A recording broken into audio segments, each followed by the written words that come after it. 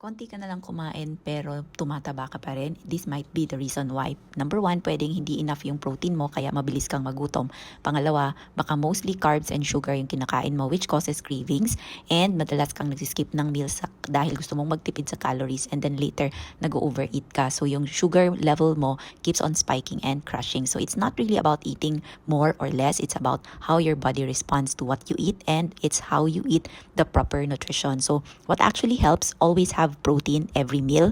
Make sure nakasabay sa protein ang fiber para balanse yung ating plate. Kung meron kang skip yung mga simple sugar, but eat consistently sa balanced nutrition. That way you support your metabolism, hindi ka nagpapagutom. So remember, small changes equals big difference. So kung pagod ka ng manghula, ano ba dapat ang kinakain, tapos hindi ka pa rin nakakakita ng result, I can help you with our 6 weeks coaching program. Meron tayong meal guide and snack options that will actually work for your body. DM me for free consultation.